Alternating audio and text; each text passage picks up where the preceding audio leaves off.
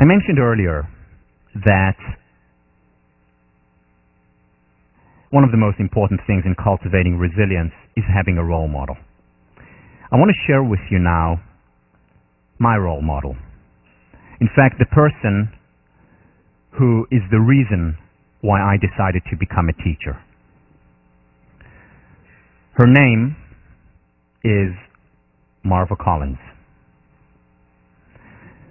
Marva Collins was born in Alabama in the 1930s. Her father was African American, her mother Native American.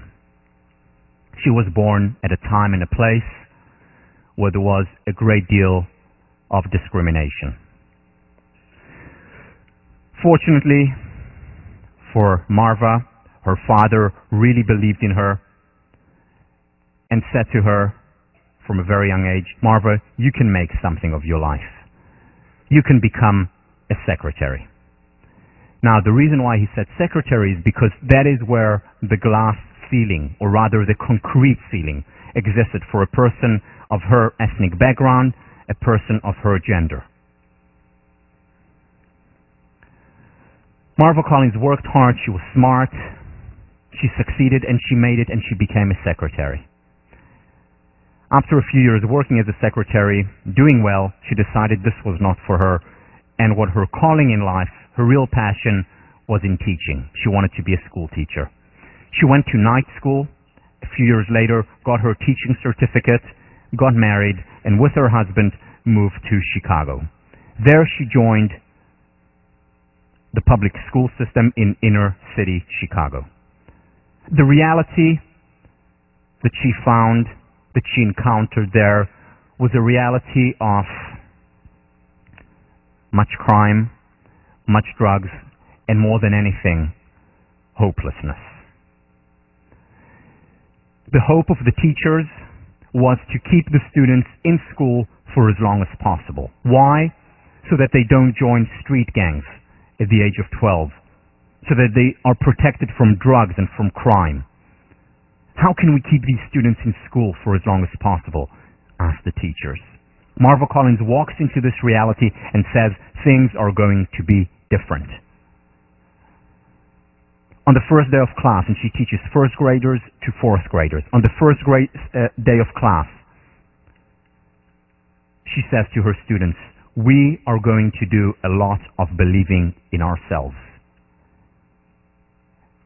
And she repeats this message over and over and over again like a broken record throughout the semester and year and years.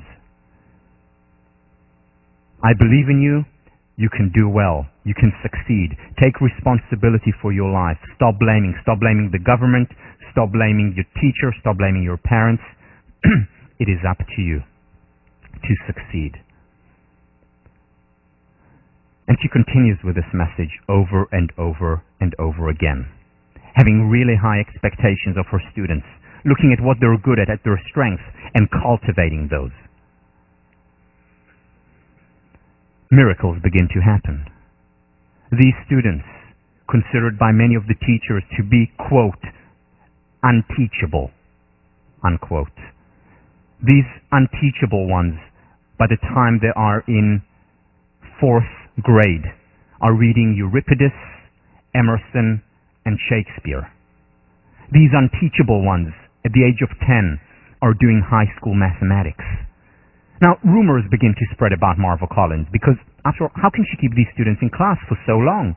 When all the other students, just try and get away from school, she must be using force.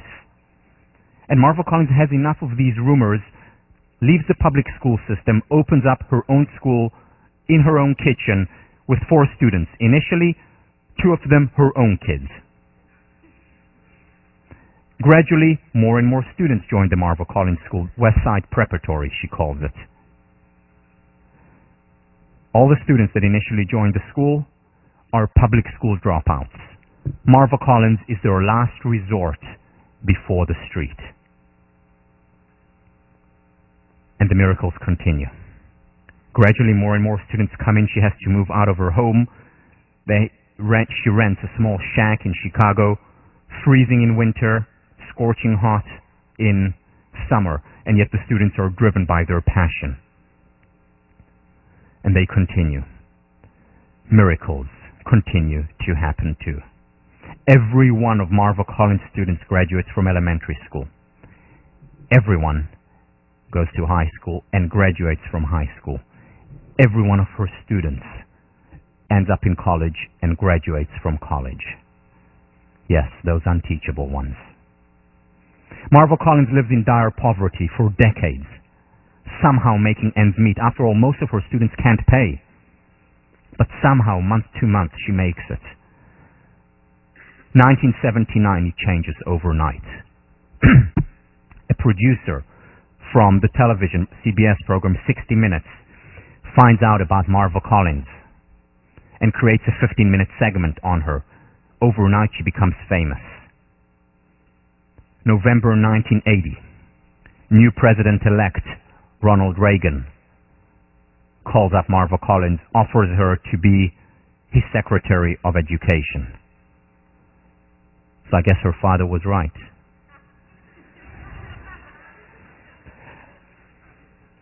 Marva Collins turns his offer down and says, "I love to teach too much. My place is in the classroom." 8 years later, almost to the day, new president-elect George Bush Sr. calls Marva Collins up once again, offering her to be his Secretary of Education.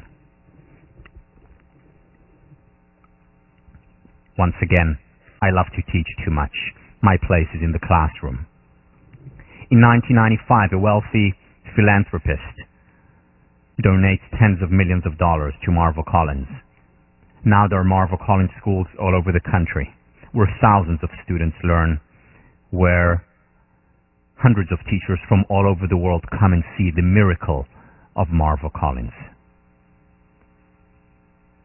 Today there are Marva Collins graduates who are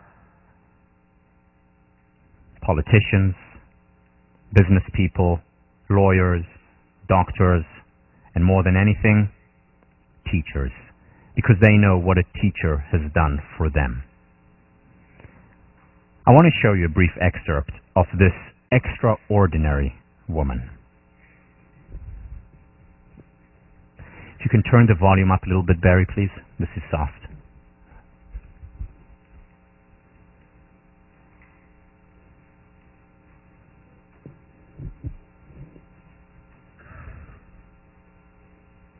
I think I am pretty wonderful. I think I am bright. I think I am unique. And I teach every child in here to think that. When they misbehave, their punishment is they have to write 100 reasons why they are too wonderful to do what they're doing. And they have to be in alpha order. I'm adorable, I'm beautiful, I'm courageous. I give them the first ones until they get the hang of it. I'm delightful. I'm effervescent, I'm fabulous, I'm heavenly, I'm idolized, I'm just wonderful, I'm a kindred spirit, I am laudable, I am momentous, I am never, never indolent, and it goes on to Z. And if they do it again, then they have to use another synonym. They can't use adorable anymore. Now the children will say to new students, "I don't know why you don't behave, because I'm tired of telling Mrs. Collins how wonderful I am." Now she's wonderful. Here is her book.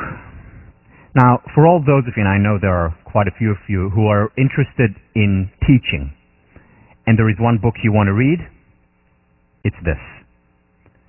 For all those of you who are interested in leadership, and there is one book you want to read, it's this. For all those of you who are or are interested in the future of becoming parents, and there is one book you want to read, it's this. For all the rest of you, if there is one book you want to read,